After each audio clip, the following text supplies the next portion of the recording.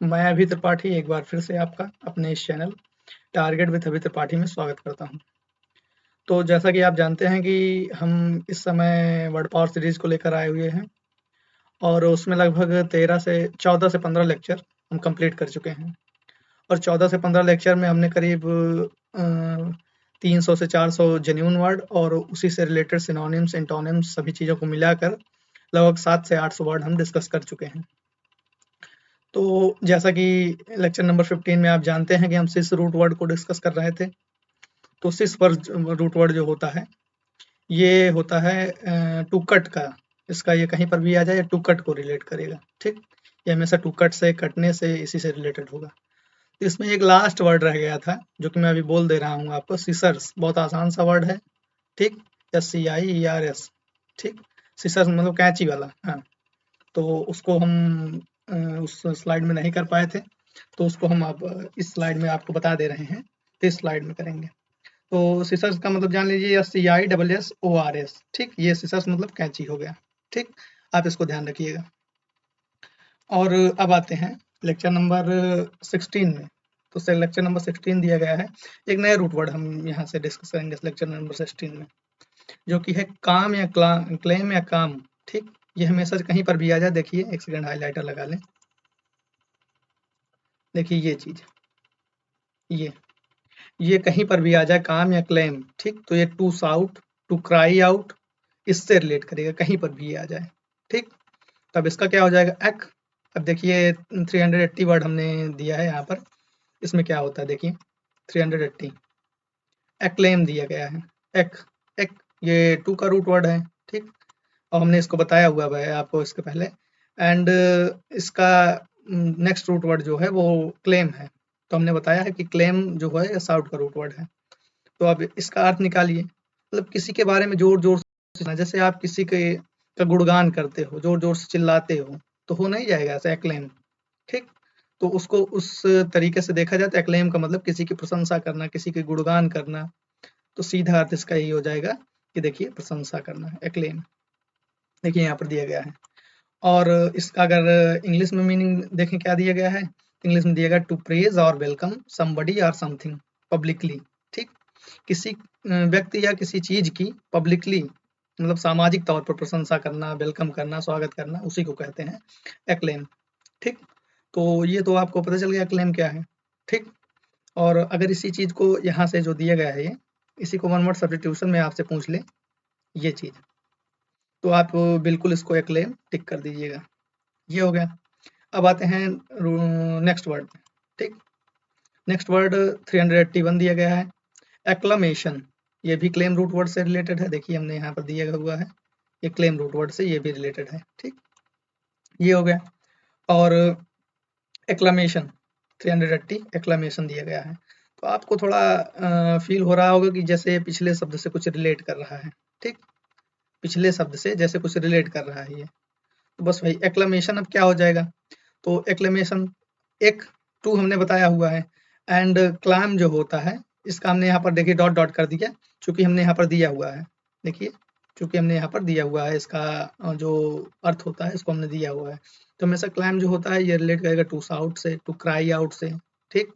तो अब इसका भी वही चीज़ हो गया कि ज़ोर-ज़ोर से चिल्लाना, ठीक? तो फिर ज़ोर-ज़ोर से चिल्लाना, चूँकि ATION लगा है, तो ये नाउन सफिक्स से लगा हुआ है। इसमें ATION ये नाउन सफिक्स होता है, इसको ध्यान रखिएगा आप। तो ये नाउन हो जाएगा। तो इसका सीधा अर्थ होगा, प्रशंसा करना नहीं होगा, ये प्रशंसा होगा सीधा। और वो एक्लेम जो होता है वो वर्ब था, तो उसका प्रशंसा करना होगा, ठीक? ये हो गया। और अगर इसका देखा जाए इंग्लिश में क्या अर्थ दिया गया है, तो इसमें दिया गया शाउट इन अप्रूवल और वेलकम एंथुसियास्टिक वे, उत्साहित तरीके से किसी चीज़ का, किसी का वेलकम करना, ठीक? किसी अनुमति या किसी वेलकम का चिल्लाना, एंथुसियास्टिक वे, ठीक? तो बस अगर इस चीज़ को आपको सब्स्टिट्यूशन में पूछ लिया जाए, तो आप इसको वहाँ पर एक्लामेशन टिक करिएगा। अच्छा, एंथुसियास्टिक मतलब थोड़ा उत्साहित तरीके से, एंथुसियास्टिक मतलब उत्साह से भरा हुआ, ठीक? इसको ध्यान रखिएगा, ये थोड़ा डिफ़िकल्ट मीनिंग है। तो ये हो गया। अब आते हैं 382 में। इसमें भी इसमें भी 81 दे दिया गया है, लेकिन ये 82 होगा। तो इसमें जो रूट वर्ड आएगा वो भी क्लेम या क्लेम आएगा। तो ये देखिए यहाँ पर सी हमें लगता है कट कट हो गया है, ठीक? तो ये रहेगा क्लेम। तो इसका भी अर्थ वही टू शाउट या टू क्राई होगा, ठीक। तब इसका देखते हैं शब्द क्या है इसमें। इसमें दिया गया क्लेमर, ठीक। 381 दिया गया है क्लेमर, ये भी क्लेम से रिलेट है।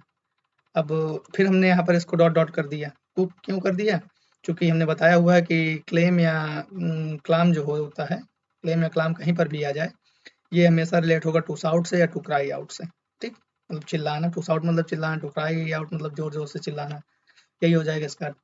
तो अब इसमें सिर्फ एक ही रूट वर्ड है, तो ये मतलब चिल्लाने से ही संबंधित होगा। तो क्लेमर का मतलब कोलाहल, हल्ला गुल्ला, शोर शराबा, इसी को कहते हैं क्लेमर, ठीक।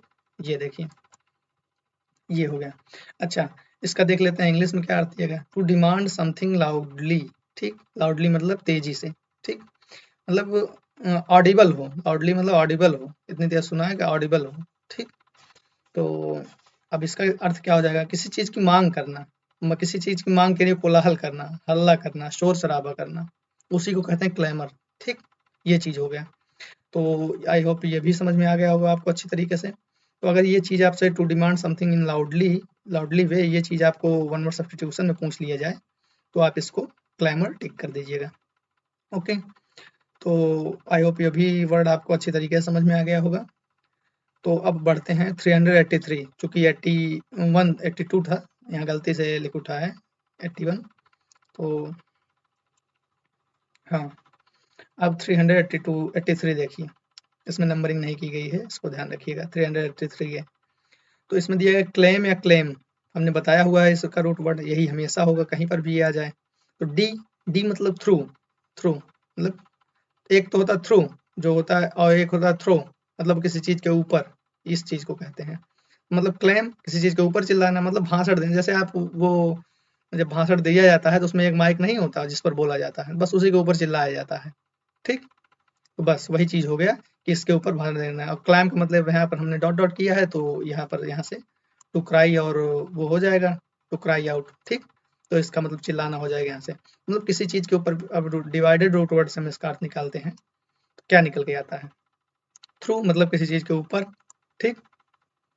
और थ्रू मतलब एबव होता है, ऊपर होता है, ये इसको ध्यान रखिएगा। और क्लैम जो होता है वो टू क्राई आउट चिल्लाना, यानी माइक पर ऐसे चिल्लाओ, माइक पर चिल्ला रहे हो तो मतलब भाषण ही दे रहे हो, दो लोगों के बीच में बैठकर माइक से बात करोगे नहीं, ठीक। तो बस वही चीज, डिक्लामेशन मतलब भाषण, ये हो गया। और देखिए इसमें इसका हिंदी मीनिंग भी दिया गया है, डिक्लामेशन मतलब भाषण, ठीक। ये हो गया। अच्छा, अब इसका अगर देखते हैं इंग्लिश में क्या दिया गया है। इंग्लिश में दिया गया द एक्ट ऑफ स्पीकिंग और एक्सप्रेसिंग, ठीक। The act of speaking, the act of speaking, expressing, of expressing something to audience in formal way, ठीक।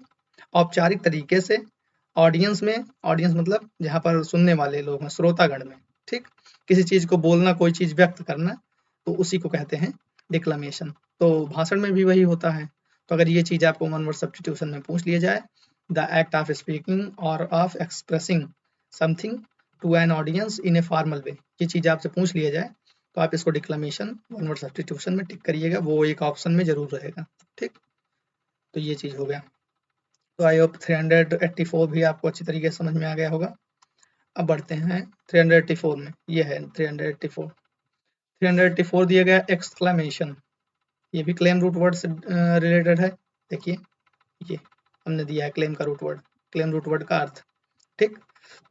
तो एक्स, एक्स कहीं पर भी आ जाए, ये आउट का रूट वर्ड होता है। और ये जो एक्सक्लेमेशन है ना, ये बहुत आसान सा वर्ड है, इसको जनरली सभी लोग आप भी जानते होंगे, बहुत आसान सा रूट वर्ड है। तो ये क्लैम जो है, ये इसका रूट वर्ड है टू क्राई का। तो अब इसका क्या हो जाएगा? इसका हो जाएगा एक्सक्लेमेशन का विस्मय बोधक शब्द, ठीक। इसका यही अर्थ होता है, विस्मय बोधक शब्द, ठीक। तो अब इसके बाद आते हैं ए short sound word phrase spoken suddenly express an emotion, मतलब एक ऐसी छोटी ध्वनि, मतलब कोई शॉर्ट वाक्य आप बोल दिए हो जो कोई इमोशन व्यक्त करता है। जैसे ओह, ओह में आपको पता चलेगा कोई आह भर रहे हैं, मतलब कोई दर्द है आपको, ये चीज। और जैसे अरे, कोई चीज जैसे आप से छूट गई हो, इस तरीके से आप कर रहे हैं, तो उसको कहते हैं। वहां पर एक विस्मय बोधक चिन्ह नहीं लगा रहता, वो एक डंडी खींच के नीचे एक बिंदी लगी होती, बस उसको कहते हैं एक्सक्लामेशन, ठीक। ये चीज हो गया।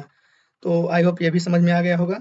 और अगर ये चीज़ आपको वन वर्ड सब्स्टिट्यूशन में पूछ लिया जाए, ए शॉर्ट साउंड वर्ड और phrase spoken suddenly express to an emotion, ठीक, ये चीज़ पूछ लिया जाए आपसे वन वर्ड सब्स्टिट्यूशन में, तो आप इसको एक्सक्लेमेशन टिक करिएगा।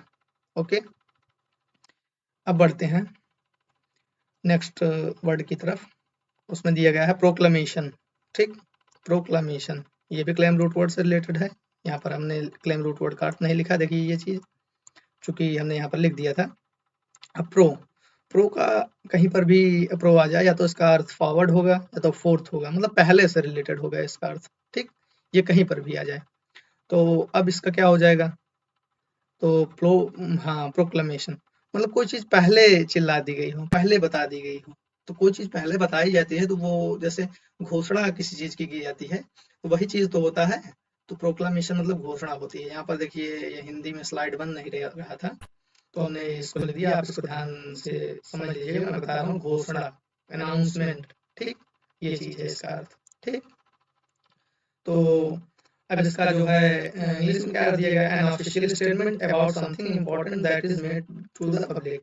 ऑफिशियल स्टेटमेंट, कोई ऑफिशियल आधिकारिक सूचना, स्टेटमेंट अबाउट समथिंग, किसी चीज के बारे में इम्पोर्टेंट हो जो made to the public, public के लिए जो इम्पोर्टेंट हो और पब्लिक के लिए बनाई गई हो, ठीक, तो उसको कहते हैं प्रोक्लमेशन। तो अगर ये चीज आपसे सब्स्टिट्यूशन में पूछ लिया जाए ये चीज, तो आप इसको प्रोक्लमेशन टिक करिएगा। ओके, तो आई होप 385 भी आपको अच्छी तरीके से समझ में आ गया होगा। और अब आते हैं रिक्लेम पे, ठीक। अब जैसे क्लेम, क्लेम मतलब दावा करना। आप सीधा जानते हो कि अगर कहीं पर कोई चीज पॉलिसी वगैरह होगी तो आपको जब पूरी हो जाएगी तो उसको क्लेम करने जाएंगे, दावा करने जाएंगे कि ये पॉलिसी भाई मेरी है, ये हमें चाहिए, हमारी ये पूरी हो गई। तो वही चीज री लग गया तो बैक, यानी पुनः री, मतलब री जो होता है ये बैक का रूप वर्ड होता है, अगेन का रूप वर्ड होता है, ठीक, इसको ध्यान रखिएगा। तो रिक्लेम का मतलब पुनः दावा करना, ठीक। अब वही चीज आप पुनः कोई चीज वापस प्राप्त कर रहे हो, पुनः दावा कर रहे हो, वापस प्राप्त करना रिक्लेम हो गया, ठीक। तो अब यहाँ पर इसका अर्थ भी हो दिया, टू गेट समथिंग बैक और ask to have it back after it has been lost, taken away, ठीक। टू गेट समथिंग बैक, कोई चीज वापस पाना, ठीक। टू हैव इट रखना, back after it has been lost, जैसे कोई चीज खो गई हो, चली गई हो, ठीक है, टेकन अवे छीन ली गई हो, ठीक।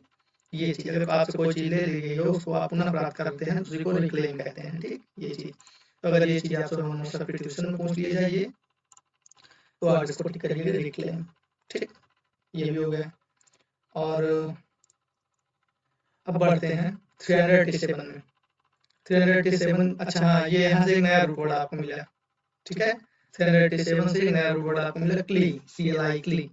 तो ये जहां पर भी आया टू लीन फॉरवर्ड, मतलब लीन मतलब झुकना, ठीक, टूवर्ड सामने, टू लीन टूवर्ड मतलब सामने झुकना, यानी आगे बढ़ना, ये इससे संबंधित होगा, ठीक। और लैडर, लैडर मतलब भी वही आगे बढ़ने से संबंधित इसका मीनिंग होता है। तो अब देखते हैं 387 में क्या दिया गया है। तो ये कहीं पर भी आ जाए क्ली, ये हमेशा इसी से रिलेट करेगा, आगे बढ़ना, आगे झुकना, इसी से रिलेट करेगा, ठीक, तो बस वही हो जाएगा। तो आप इसको ध्यान रखिएगा, ये इंपॉर्टेंट भी है रूट वर्ड जो है। तो अब देखते हैं 387 क्या दिया गया है। 387 दिया climax, cli, cli the root of to lean toward, आगे झुकना, मैक्स मतलब हाइट, मतलब ऊंचाई की तरफ आगे बढ़ते रहना, बढ़ते रहना, बढ़ते रहना, ठीक। तो इसका क्या मतलब होगा, ये आप कल्मिनेशन पे हैं, मतलब ऊंचाई पर हैं, मोस्ट एक्साइटिंग और important event at the point of time, ठीक। देखिए यहाँ पर इसका दिया गया, द मोस्ट एक्साइटिंग और important event her point in time, कोई बहुत एक्साइटिंग या कोई बहुत महत्वपूर्ण घटना हो उसको कहते हैं, या फिर किसी ऊंचा, सबसे ऊंची चीज को कहते हैं क्लाइमैक्स। क्लाइमैक्स का सीधा मतलब वही होता है ऊंचाई से संबंधित होता है, ठीक। उत्कर्ष, इसको हिंदी में सीधा, इसका बहुत आसान सा हिंदी है उत्कर्ष, इसको आप ध्यान से रख सकते हैं, ठीक। क्लाइमैक्स मतलब उत्कर्ष, यहाँ पर आप लिख लीजिए। अच्छा, इसका सिनोनिम भी दिया गया है, सिनोनिम मतलब पीक, ऊंचाई, कल्मिनेशन मतलब ऊंचाई इसका भी होता है, ठीक। कल्मिनेशन मतलब उत्कर्ष, ऊंचाई, यही होता है। एंटी क्लाइमेशन मतलब ये पतन, गर्त ये होता है, बेस मतलब नीचे जानते हैं, और नीचे बॉटम मतलब तली, ये भी जानते हैं आप। तो आई होप ये भी समझ में आ गया होगा। और अगर यहाँ से आपको पूछ लिया जाए वन वर्ड सब्स्टिट्यूशन में ये चीज आपसे पूछ लिया जाए वन वर्ड सब्स्टिट्यूशन में, द मोस्ट एक्साइटिंग और important event are point on in time, तो ये चीज आपको वहां पर टिक करिएगा क्लाइमैक्स, ठीक, ये हो जाएगा। अब आते हैं हाँ 388 में। 388 भी वही क्ली रूट वर्ड का है। तो यहाँ पर दिया गया है हमने बताया हुआ कि टू लीन टूवर्ड या लैडर, मतलब आगे बढ़ना, आगे चलना, आगे झुकना, इसी को कहते हैं, यही क्लीन का रूट वर्ड होता है। CLI अगर कहीं पर भी आ जाए तो उसका अर्थ हमेशा आगे बढ़ना से होगा। ठीक, तो डिक्लाइन, डी मतलब डाउन, क्लाइन मतलब टू बेंड, मुड़ना। अब इसका क्या हो जाएगा, मतलब आप नीचे ही मुड़ते जा रहे हो, नीचे ही मुड़ते जा रहे हो। डाउन क्लाइन, एक देखिए यहाँ पर इसका एक नया रूट वर्ड का, इस रूट वर्ड का CLIN, ये भी क्ली रूट वर्ड से बना हुआ है, तो इसका एक नया अर्थ भी बन रहा है, तो उसको हमने यहाँ पर लिख दिया है। ठीक है, तो यहाँ पर हमने लिख दिया है इसको।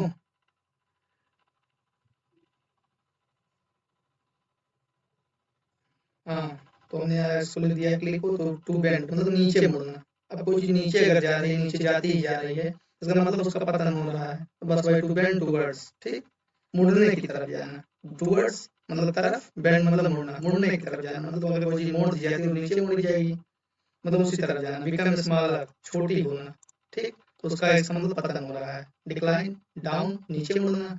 तो अब आप इसका वर्ड से रिलेट कर सकते हैं। डिक्लाइन मतलब नीचे मुड़ना, तो वही अपने अगर कोई चीज नीचे जा रही है तो उसका पतन हो रहा है, तो इसका सीधा अर्थ होगा डिक्लाइन का पतन, पतन होना। ठीक, अच्छा, इसका सिनोनिम भी दिया गया लेसनिंग, कम होना, और एंटोनिम दिया गया है इंक्रीज, इंक्रीज मतलब बढ़ना।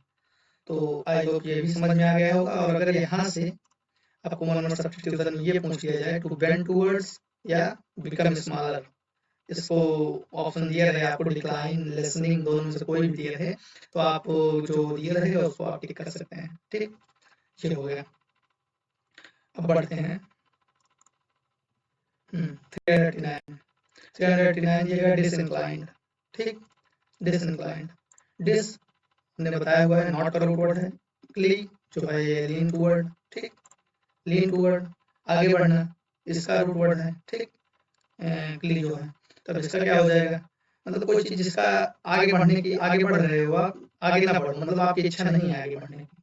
ठीक, तो वही चीज आगे ना बढ़ो, मतलब इच्छा नहीं, आप इच्छुक नहीं है आगे बढ़ने से। ठीक, तो वही इसका सीधा अर्थ हो जाएगा नॉट विलिंग, अनिच्छुक। ठीक, देखिए ये दिया गया है इसका हिंदी में अर्थ, अनिच्छुक जिसकी इच्छा न हो।